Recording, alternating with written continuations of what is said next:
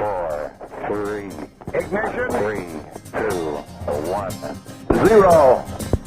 Roger. liftoff. Liftoff. Power hold. The Fox away. 7. This is your Colbycast, a weekly roundup of news from the Colbyjack.net world headquarters, flavored with a healthy dose of fiction.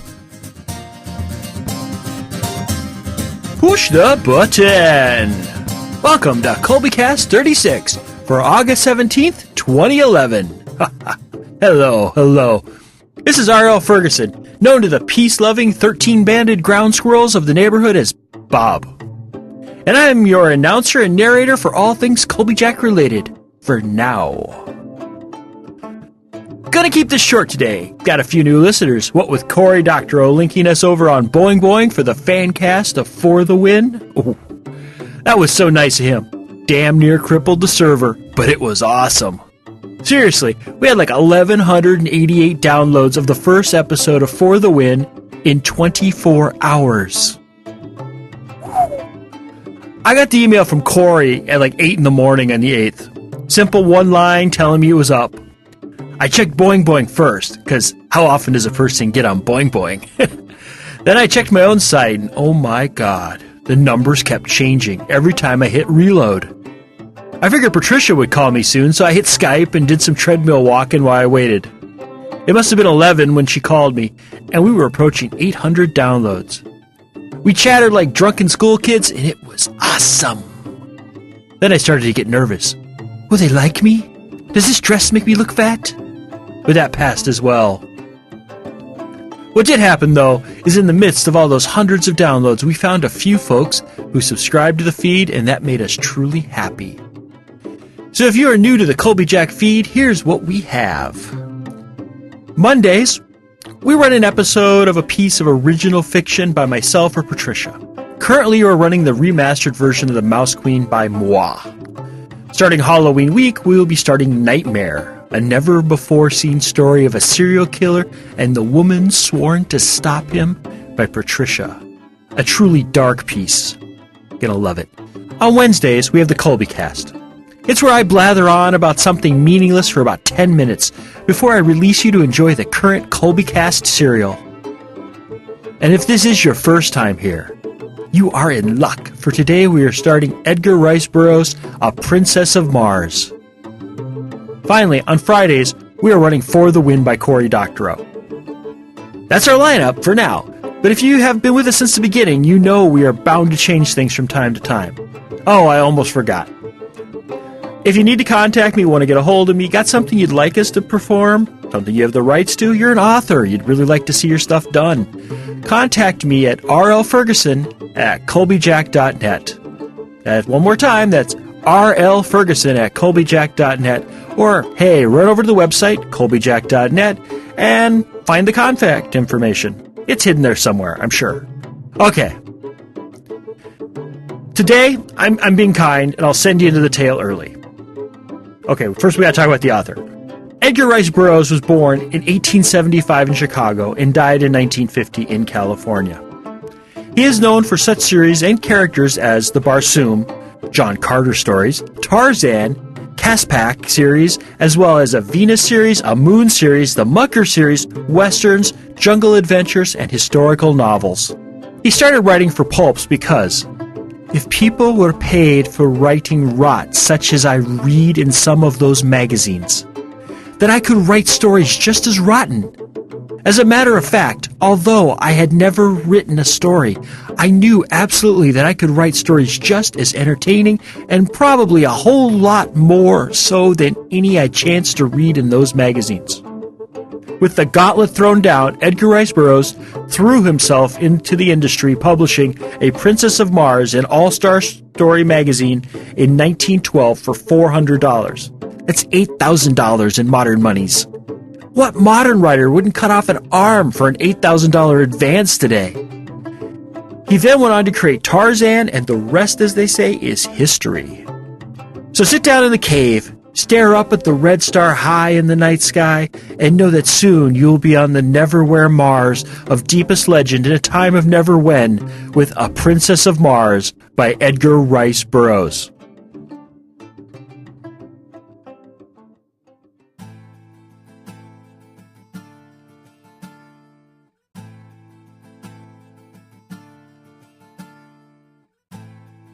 A Princess of Mars by Edgar Rice Burroughs. Episode 1. Foreword to the reader of this work. In submitting Captain Carter's strange manuscript to you in book form, I believe that a few words relative to this remarkable personality will be of interest. My first recollection of Captain Carter is of the few months he spent at my father's home in Virginia, just prior to the opening of the Civil War. I was then a child of but 5 years, yet I well remember the tall, dark, smooth-faced, athletic man whom I called Uncle Jack. He seemed always to be laughing, and he entered into the sports of the children with the same hearty good fellowship he displayed toward those pastimes in which the men and women of his own age indulged.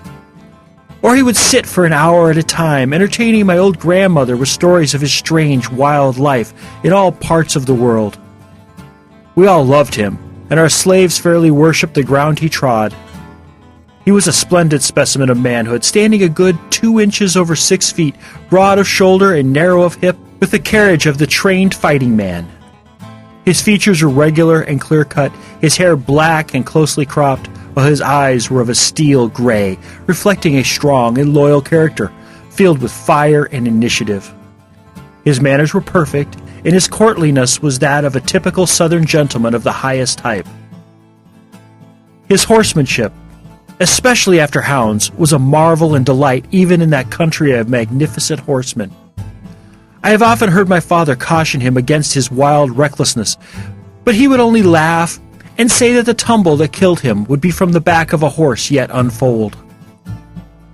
When the war broke out, he left us, nor did I see him again for some 15 or 16 years. When he returned, it was without warning, and I was much surprised to note that he had not aged apparently a moment, nor had he changed in any other outward way. He was, when others were with him, the same genial, happy fellow we had known of old. But when he thought himself alone, I have seen him sit for hours gazing off into space, his face set in a look of wistful longing and a hopeless misery. And at night he would sit thus looking up into the heavens, at what I did not know until I read his manuscript years afterward. He told us that he had been prospecting and mining in Arizona part of the time since the war. That he had been very successful was evident by the unlimited amount of money with which he was supplied. As to the details of his life during these years, he was very reticent. In fact, he would not talk of them at all. He remained with us for about a year and then went to New York, where he purchased a little place on the Hudson, where I visited him once a year on the occasions of my trips to the New York market. My father and I owning and operating a string of general stores throughout Virginia at that time. Captain Carter had a small but beautiful cottage situated on a bluff overlooking the river, and during one of my last visits in the winter of 1885, I observed he was much occupied in writing. I presume now upon this manuscript. He told me at this time that if anything should happen to him, he wished me to take charge of his estate, and he gave me a key to a compartment in the safe which stood in his study, telling me I would find his will there and some personal instructions which he had me pledge myself to carry out with absolute fidelity. After I had retired for the night, I have seen him from my window standing in the moonlight on the brink of the bluff overlooking the Hudson, with his arms stretched out to the heavens as though in appeal. I thought at the time that he was praying, although I never understood that he was in the strict sense of the term a religious man. Several months after I had returned home from my last visit, the 1st of March 1886, I think, I received a telegram from him asking me to come to him at once. I had always been his favorite among the younger generation of Carters, and so I hastened to comply with his demand. I arrived at the little station, about a mile from his grounds, on the morning of March 4th, 1886, and when I asked the liveryman to drive me out to Captain Carter's, he replied that if I was a friend of the captain's, he had some very bad news for me. The captain had been found dead shortly after daylight that very morning by the watchman attached to an adjoining property. For some reason, this news did not surprise me, but I hurried out to his place as quickly as possible so that I could take charge of the body and of his affairs. I found the watchman who had discovered him, together with the local police chief and several townspeople assembled in his little study. The watchman related the few details connected with the finding of the body, which he said had been still warm when he came upon it. It lay, he said, stretched full length in the snow, with the arms outstretched above the head toward the edge of the bluff, and when he showed me the spot, it flashed upon me that it was the identical one where I had seen him on those other nights, with his arms raised in supplication to the skies. There were no marks of violence on the body, and with the aid of a local physician, the coroner's jury quickly reached a decision of death from heart failure. Left alone in the study, I opened the safe and withdrew the contents of the drawer in which he had told me I would find my instructions. They were in part peculiar indeed, but I have followed them to each last detail as faithfully as I was able. He directed that I remove his body to Virginia without embalming, and that he be laid in an open coffin within a tomb which he previously had had constructed and which, as I later learned, was well ventilated. The instructions impressed upon me that I must personally see that this was carried out just as he directed, even in secrecy if necessary. His property was left in such a way that I was to receive the entire income for 25 years when the principal was to become mine. His further instructions related to this manuscript, which I was to retain sealed and unread, just as I found it for 11 years. Nor was I to divulge its contents until 21 years after his death. A strange feature about the tomb, where his body still lies, is that the massive door is equipped with a single, huge, gold-plated spring lock, which can be opened only from the inside. Yours very sincerely, Edgar Rice Burroughs. Chapter 1. On the Arizona Hills. I am a very old man. How old, I do not know. Possibly I am 100, possibly more, but I cannot tell because I have never aged as other men, nor do I remember any childhood. So far as I can recollect, I have always been a man of about 30. I appear today as I did 40 years and more ago, and yet I feel that I cannot go on living forever, that someday I shall die the real death from which there is no resurrection. I do not know why I should fear death, I who have died twice and am still alive, but yet I have the same horror of it as you who have never died, and it is because of this terror of death, I believe, that I am so convinced of my mortality.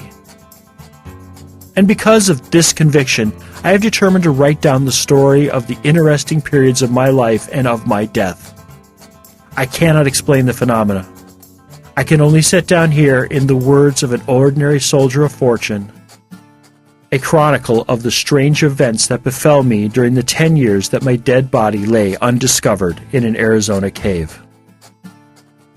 I have never told this story, nor shall mortal man see this manuscript until after I have passed over for eternity. I know that the average human mind will not believe what it cannot grasp, and so I do not propose being pilloried by the public, the pulpit, and the press, and held up as a colossal liar when I am but telling the simple truths which someday science will substantiate. Possibly the suggestions which I gained upon Mars and the knowledge which I can set down in this chronicle will aid in an earlier understanding of the mysteries of our sister planet, mysteries to you, but no longer mysteries to me. My name is John Carter. I am better known as Captain Jack Carter of Virginia. At the close of the Civil War, I found myself possessed of several $100,000, Confederate, and a captain's commission in the cavalry arm of an army which no longer existed. The servant of a state which had vanished with the hopes of the South. Masterless, penniless, and with my only means of livelihood, fighting, gone, I determined to work my way to the southwest and attempt to retrieve my fallen fortunes in a search for gold. I spent nearly a year prospecting in company with another Confederate officer, Captain James K. Powell of Richmond. We were extremely fortunate, for late in the winter of 1865, after many hardships and privations, we located the most remarkable gold-bearing quartz vein that our wildest dreams had ever pictured. Powell, who was a mining engineer by education, stated that we had uncovered over $1 million worth of ore in a trifle over 3 months. As our equipment was crude in the extreme, we decided that one of us must return to civilization, purchase the necessary machinery, and return with a sufficient force of men properly to work the mine. As Powell was familiar with the country, as well as with the mechanical requirements of mining, we determined that it would be best for him to make the trip. It was agreed that I was to hold down our claims against the remote possibility of it being jumped by some wandering prospector. On March 3, 1866, Powell and I packed his provisions on 2 of our burros, and bidding me goodbye, he mounted his horse and started down the mountainside toward the valley, across which led the first stage of his journey. The morning of Powell's departure was, like nearly all Arizona mornings, clear and beautiful. I could see him and his little pack animals picking their way down the mountainside toward the valley, and all during the morning I could catch occasional glimpses of them as they topped a hogback or came out upon a level plateau. My last sight of Powell was about 3 in the afternoon as he entered the shadows of the range on the opposite side of the valley. Some half-hour later, I happened to glance casually across the valley and was much surprised to note 3 little dots in about the same place I had last seen my friend and his 2 pack animals. I am not given to needless worrying, but the more I tried to convince myself that all was well with Powell and that the dots I had seen on his trail were antelope or wild horses, the less I was able to assure myself. Since we had entered the territory, we had not seen a hostile Indian, and we had, therefore, become careless in the extreme, and were wont to ridicule the stories we had heard of the great numbers of these vicious marauders that were supposed to haunt the trails, taking their toll in lives and torture of every white party which fell into their merciless clutches. Powell, I knew, was well armed and, further, an experienced Indian fighter. But I too had lived and fought for years among the Sioux in the north, and I knew that his chances were small against a party of cunning, trailing Apaches. Finally, I could endure the suspense no longer, and arming myself with my 2 Colt revolvers and a carbine, I strapped 2 belts of cartridges about me and, catching my saddle horse, started down the trail taken by Powell in the morning. As soon as I reached comparatively level ground, I urged my mount into a canter and continued this, where the going permitted, until, close upon dusk, I discovered the point where other tracks joined those of Powell. There were tracks of unshod ponies, 3 of them, and the ponies had been galloping. I followed rapidly until, darkness shutting down, I was forced to await the rising of the moon and given an opportunity to speculate on the question of the wisdom of my chase. Possibly I had conjured up impossible dangers, like some nervous old housewife, and when I should catch up with Powell, Powell would get a good laugh for my pains. However, I am not prone to sensitiveness, and the following of a sense of duty, wherever it may lead, has always been a kind of fetish with me throughout my life, which may account for the honors bestowed upon me by 3 republics and the decorations and friendships of an old and powerful emperor and several lesser kings, in whose service my sword has been red many a time. About 9 o'clock the moon was sufficiently bright for me to proceed on my way, and I had no difficulty in following the trail at a fast walk. And in some places at a brisk trot until about midnight I reached the waterhole where Powell had expected to camp. I came upon the spot unexpectedly, finding it entirely deserted with no signs of having been recently occupied as a camp. I was interested to note that the tracks of the pursuing horsemen, For such I was now convinced they must be, continued after Powell with only a brief stop at the hole for water, and always at the same rate of speed as his. I was positive now that the trailers were Apaches, and that they wished to capture Powell alive for the fiendish pleasure of the torture. So I urged my horse onward at a most dangerous pace, hoping against hope that I would catch up with the red rascals before they attacked him. Further speculation was suddenly cut short by the faint report of 2 shots far ahead of me. I knew that Powell would need me now, if ever, and I instantly urged my horse to his topmost speed up the narrow and difficult mountain trail. I had forged ahead for perhaps a mile or more without hearing further sounds, when the trail suddenly debouched onto a small open plateau near the summit of the pass. I had passed through a narrow, overhanging gorge just before entering, suddenly, upon this tableland, and the sight which met my eyes filled me with consternation and dismay. The little stretch of level land was white with Indian teepees, and there were probably 1,000 red warriors clustered around some object near the center of the camp. Their attention was so wholly riveted to this point of interest that they did not notice me, and I easily could have turned back into the dark recesses of the gorge and made my escape with perfect safety. The fact, however, that this thought did not occur to me until the following day removes any possible right to a claim to heroism to which the narration of this episode might possibly otherwise entitle me.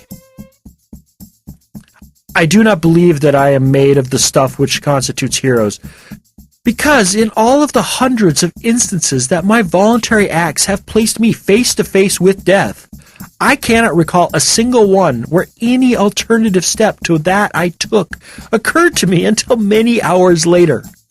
My mind is evidently so constituted that I am subconsciously forced into the path of duty without recourse to tiresome mental processes. However that may be, I have never regretted that cowardice is not optional with me. In this instance I was, of course, positive that Powell was the center of attention, but whether I thought or acted first, I do not know. But within an instant, from the moment the scene broke upon my view, I had whipped out my revolvers and was charging down upon the entire army of warriors, shooting rapidly and whooping at the top of my lungs. Single-handed, I could not have pursued better tactics, for the redmen, convinced by sudden surprise that not less than a regiment of regulars was upon them, turned and fled in every direction for their bows, arrows, and rifles. The view which their hurried routing disclosed filled me with apprehension and with rage. Under the clear rays of the Arizona moon lay Powell, his body fairly bristling with the hostile arrows of the braves. That he was already dead, I could not but be convinced, and yet I would have saved his body from mutilation at the hands of the Apaches as quickly as it would have saved the man himself from death. Riding close to him, I reached down from the saddle and, grasping his cartridge belt, drew him up across the withers of my mount. A backward glance convinced me that to return by the way I had come would be more hazardous than to continue across the plateau. So putting spurs to my poor beast, I made a dash for the opening to the pass which I could distinguish on the far side of the tableland. The Indians had by this time discovered that I was alone, and I was pursued with imprecations, arrows, and rifle balls. The fact that it is difficult to aim anything but imprecations accurately by moonlight, that they were upset by the sudden and unexpected manner of my advent, and that I was a rather rapidly moving target saved me from the various deadly projectiles of the enemy and permitted me to reach the shadows of the surrounding peaks before an orderly pursuit could be organized. My horse was traveling practically unguided, as I knew that I had probably less knowledge of the exact location of the trail to the pass than he, and thus it happened that he entered a defile which led to the summit of the range and not to the pass which I had hoped would carry me to the valley and to safety. It is probable, however, that to this fact I owe my life and the remarkable experiences and adventures which befell me during the following 10 years. My first knowledge that I was on the wrong trail came when I heard the yells of the pursuing savages suddenly growing fainter and fainter far off to my left. I knew then that they had passed to the left of the jagged rock formation at the edge of the plateau, to the right of which my horse had borne me and the body of Powell. I drew rein on a little level promontory overlooking the trail below, and to my left, and saw the party of pursuing savages disappearing around the point of a neighboring peak. I knew the Indians would soon discover that they were on the wrong trail, and the search for me would be renewed in the right direction as soon as they located my tracks. I had gone but a short distance further when what seemed to be an excellent trail opened up around the face of a high cliff. The trail was level and quite broad and led upward and in the general direction I wished to go. The cliff arose for several hundred feet on my right, and on my left was an equal and nearly perpendicular drop to the bottom of a rocky ravine. I had followed this trail for perhaps 100 yards when a sharp turn to the right brought me to the mouth of a large cave. The opening was about 4 feet in height and 3 to 4 feet wide, and at this opening the trail ended. It was now morning, and with the customary lack of dawn, which is a startling characteristic of Arizona, it had become daylight almost without warning. Dismounting, I laid Powell upon the ground, but the most painstaking examination failed to reveal the faintest spark of life. I forced water from my canteen between his dead lips, bathed his face and rubbed his hands, working over him continuously for the better part of an hour in the face of the fact that I knew him to be dead. I was very fond of Powell. He was thoroughly a man in every respect, a polished Southern gentleman, a staunch and true friend, and it was with a feeling of the deepest grief that I finally gave up my crude endeavors at resuscitation. Leaving Powell's body where it lay on the ledge, I crept into the cave to reconnoiter. I found a large chamber, possibly 100 feet in diameter and 30 or 40 feet in height, a smooth and well-worn floor, and many other evidences that the cave had, at some remote period, been inhabited. The back of the cave was so lost in dense shadow that I could not distinguish whether there were openings into other apartments or not. As I was continuing my examination, I commenced to feel a pleasant drowsiness creeping over me, which I attributed to the fatigue of my long and strenuous ride, and the reaction from the excitement of the fight and the pursuit. I felt comparatively safe in my present location, as I knew that one man could defend the trail to the cave against an army. I soon became so drowsy that I could scarcely resist the strong desire to throw myself on the floor of the cave for a few moments' rest. But I knew that this would never do, as it would mean certain death at the hands of my red friends, who might be upon me at any moment. With an effort, I started toward the opening of the cave, only to reel drunkenly against the side wall, and from there slip prone upon the floor.